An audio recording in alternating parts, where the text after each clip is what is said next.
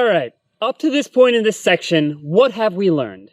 We learned that in order to enhance our self-esteem, what we first must do is we first must enhance our consciousness. We must become aware of our surroundings and accept that which is, such that we can experience our feelings associated with them and understand the situation, understand our environment, such that we can mold everything that is going on around us. Now, once we accept things and once we begin to understand the situation for what it is, what we must then do is take responsibility for taking our needs, wants, and desires and translating them into the environment around us based upon the understanding we've obtained by accepting that which is, okay? Because we know that in order to make stuff happen, the only person who can make it happen is ourselves.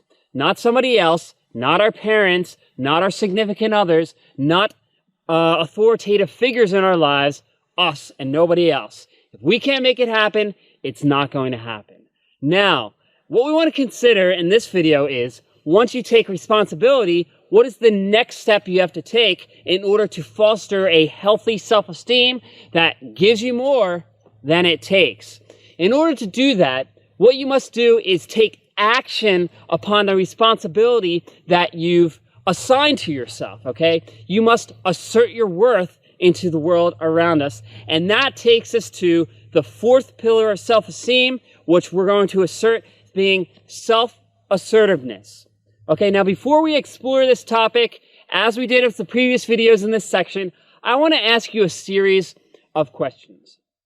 When you're in a social environment, are you more inclined to express yourself freely, or do you have inhibitions? Do you have a conscious awareness of maybe what people are thinking about you, how they're going to perceive you by you expressing your ideas, you expressing yourself to the fullest extent? Okay? Or perhaps maybe you're in a relationship. Can you be who you are to the fullest extent of who you are? Or do you halt yourself from expressing your ideas, your thoughts, your wants, because you place precedence, or rather you place the person's perception of you, them liking you, them accepting you, you place precedence over that as opposed to honoring yourself, your own ideas, your thoughts, your values, what you can provide to the world in front of you. Because guess what, folks? We all have fears, we all have anxiety, and we all stress about what people think about us, whether we're going to be wanted, whether we're going to be appreciated, whether we're going to be respected or not. And what happens is that has a direct effect upon our self-esteem, our ability to assert our worth and our ability into the world in front of us. In essence, our ability to mold the environment around us, to take our wants, needs, and desires and project that into the present moment in the here and now, okay? So, in this video, we're going to be talking about the fourth pillar of self-esteem, which is self-assertiveness. And I'll give you some activities and thought experiments you can run through to start enhancing that and start building up that nice foundation upon which we can really rely upon for becoming successful and having a healthy self-esteem, okay, that supports that. So, first and foremost, first things first, what is self-assertiveness? Self-assertiveness is choosing to honor your needs, wants, and desires by consciously, and I emphasize that word, consciously expressing yourself. Expressing those thoughts, needs, wants, worries, your concerns. In essence, it's choosing to be an active participant in life itself, to respect what you have to offer and project it into whatever is going on in front of you, as opposed to being a silent spectator that does not honor your worth, right? You choose to be an active participant in life, right? You act as opposed to not acting. You speak up.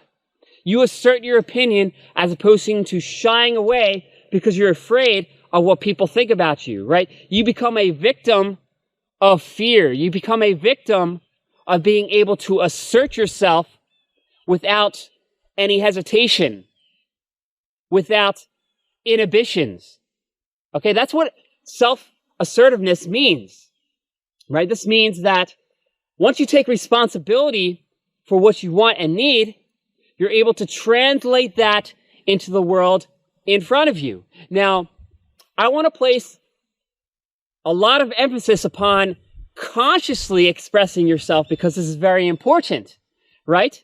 Because if you assert different ideas and principles into the world and you're not conscious of those things you're asserting, what is that? That's not self-assertiveness. What you're doing is, in essence, you're drunk driving. You have no awareness. You're not aware of the ideas and values inside of you that are being projected in front of you. No. What you're doing is you're propagating a program in your mind. Okay? So it's very dangerous because some of us slip into this tendency, right? We want to go into a protesting phase. We want to protest.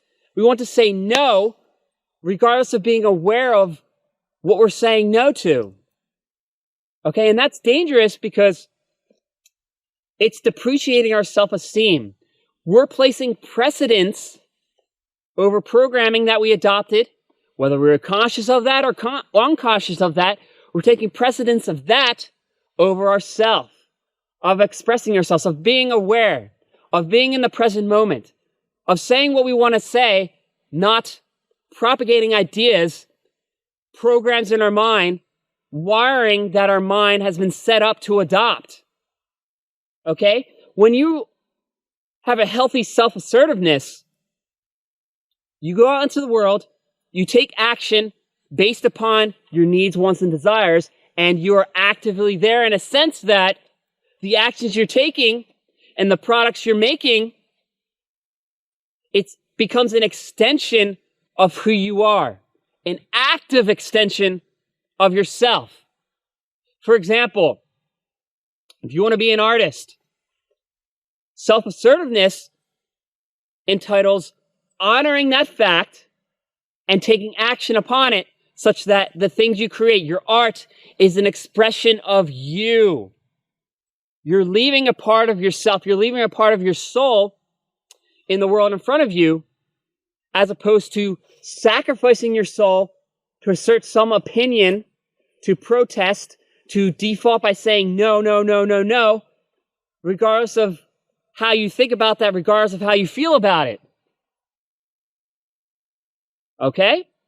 So this idea of self-assertiveness is super important and plays a huge role in controlling your self-esteem for many reasons. One, if you take self-responsibility and you recognize that only you can bring your dreams into reality, only you can take action, yet you fail to act, yet you don't do anything to make your dreams a reality, what does that say about you? What does that say about your self-efficacy?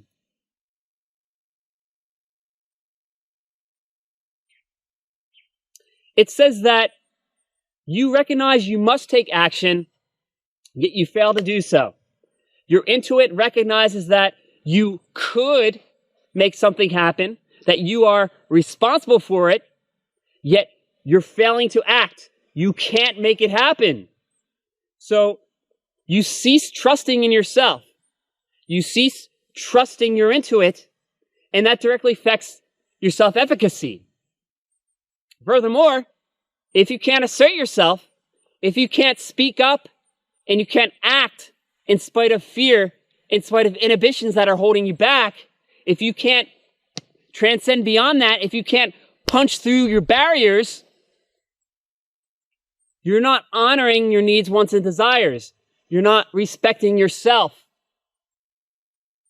You're not living, in essence. Two, this is also very important because in this day and age, we're taught not to honor our needs. We're taught to put precedence over other people's needs, wants, and desires as opposed to our own. Right? What did I talk about in the beginning of this course? I talked about self-esteem being a huge issue in this society because even at a young age, we're taught to trust other people more than ourselves, right? Our parents tell us, right? You might have dreams. Maybe you want to be an artist. They recognize, hey, that's not going to earn you a living. So just become an engineer, a lawyer, and do what society tells you. It's more important to be a cog in the system, to be a wheel that makes it work, as opposed to being an individual who knows what he wants, who he wants to be, and who takes conscious effort to translate that into reality. Okay? So we're taught, no, sacrifice that. Push it aside. Put it in your back. Do something you don't want to do. My need is better than yours. My need is worth more than yours. So it's absolutely important to be aware of this. It's absolutely important to put your foot down and say, no, this is who I am.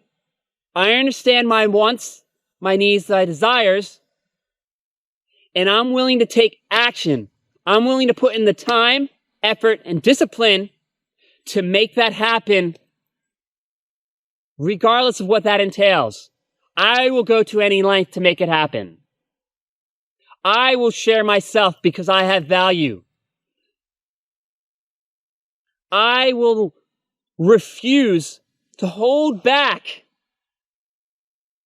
my thoughts, what I choose to view as righteousness in the face of wrongness, even if that makes me alone, even if that entails being a lone wolf in the world with nobody backing me up. Okay? That is a full expression of self-assertiveness and hence self-esteem. Okay? So, now that you know what self-assertiveness is, how it's you honoring your needs, wants, and desires, and choosing to consciously express them in the present moment in the world in front of you, to take action and mold the environment around you, what can you do to start building up your self-assertiveness? How can you work on this? And how can you establish this pillar that can support a healthy self-esteem? Well, what I want you to do is I want you to do an exercise, okay? So in the previous videos, we've talked about, taking responsibility for things. What we want to do is now program you to take action, to make stuff happen, right? Because we are entitled to the action, not the fruits. We could make stuff happen. We could express ourselves. We could build a life that is an extension of our soul that projects our purpose into the world in front of us. We could. The question is, will you? We're entitled to take action. We're entitled to fight for that. And when we assert ourselves into the world, that's an expression of self-esteem. It's an expression of you saying that my values are worth it. It's worth it to put in the time. It's worth it to try, even if I fail. All right? But if you do not take action, you will not get those fruits. Those fruits that are waiting for you, the end product, the beauty resulting from that, will wither up, die, and vanish.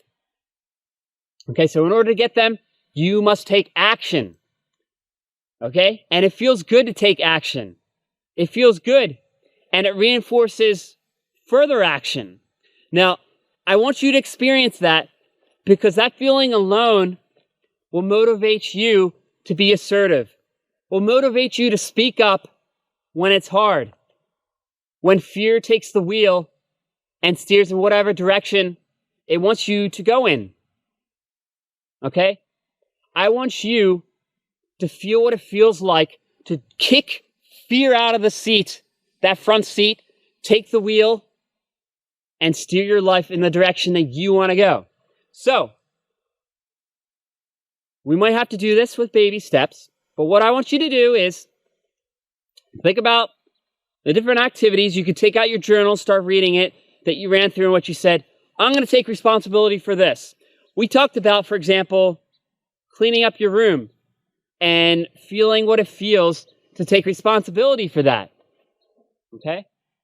Now, I want you to take action on something. I want you to think of some activity that you know you really have to do, but you've been pushing off for whatever reason. Perhaps you know you should be doing your homework. Perhaps you know that you have this great idea, maybe for a business, maybe for some endeavor you want to do. Maybe you want to build a team for some sport and you want to achieve victory. You've been putting it off. Maybe society tells you it's not worth doing that. You're not going to make a living. You're going to be miserable. And maybe your parents echo that idea because they don't want to be responsible for you for their entire life. Right? What I want you to do is block out all the jetsam in your mind. That's just noise. Focus in on your voice. What you want. What you need. What do you want to do? And go after it as if your life depends upon it. Why? Because it does. We're going to do this in small baby steps. So maybe something small. Maybe you want to be an engineer, but in order to do that, you need to do your homework on time and you need to do a really good job with it. Okay, so focus on an activity you've been putting off, which you know you should do. And what I want you to do is just push through the resistance. Push through the fear. Push through whatever is holding you back, whatever inhibition, and take action. Do your homework on time. Do it on time. And then explore the situation and experience what you feel. Experience what it feels to actually do what you want to do, to actually be who you want to be. Even if that has a poor outcome. Even if it does. Because we all want to be winners. We all want to be who we want to be. That is a huge component of what makes us happy individuals. And when you don't go after the essence of who you are, you feel bad. That holds you back. And it prevents you from respecting yourself. So take action, do the activity, and then come back to your journal, write down how it feels. And whenever you feel resistance, whenever you feel things holding you back, come to that journal. Maybe you can do this for every time you take action. Read how it makes you feel. And that feeling you feel will make you want to take action, will make you want to assert yourself.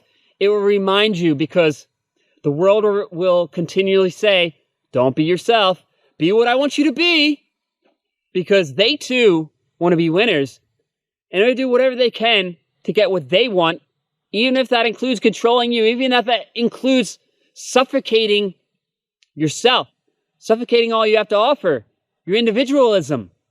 Okay? So experience how that feels. And I know personally that I've had times in my life where I was holding back from doing the things I wanted to do. I experienced this when I went to graduate school. It was really hard for me to take action and get stuff done when I had in the back of my mind of I could go back to working a corporate job and have the easy life. But there was something inside of me that didn't want that. That it realized that's not what I wanted. That wasn't my needs, my desires. So not honoring that need, want, desire made me feel bad when I was working that job. But I was resisting being an active participant in my graduate school experience. But until I decided that I was going to go full force into it, I felt bad because I was not accomplishing the things I want. I was not asserting myself into the present situation. But once I buckled down, I took action, I got results, it became contagious. It felt freaking awesome because I had no resistance. Who I was flowing freely into the world in front of me. And in order to be comfortable with who you are, that's absolutely important, right? If you're too concerned with, how people are thinking about you, trying to live up to the expectations of society, other people in your life, you're going to feel terrible because who you are is reduced to nothing more than a message in a bottle. We need to uncork that bottle. We need to allow you to flow freely into the world in front of you without any inhibitions, right? And when you do that and you experience the feeling in front of you, it feels good and it inspires further action, and it becomes nothing more than an upward spiral, which you go up and up and up and up. Okay? So I want you to identify that action, take action, experience the thoughts, feelings, and contemplations that arise as a result of it. Put this in your journal and use that as a reminder for when you ever encounter any kind of resistance, anything that's holding you back from being the person that you want to be. And that will inspire more action. That will inspire the motivation for you to stick to your guns, never let fear take the wheel and steer, and for you to live the life that you want to live. Okay? So, what did we learn in this video? We learned about the fourth pillar of self-esteem, self-assertiveness. That self-assertiveness is choosing to respect your needs, wants, and desires, and consciously expressing them right in front of you. Okay? It's you being an active participant in life, not a spectator, not somebody who chooses to remain silent in the face of opposition. Somebody who stands up for their rights. Somebody who says, no, I have worth, I have value, and I am going to actively work every single second that I'm alive to express that in the world in front of me such that I can mold my environment and live the life I want to live.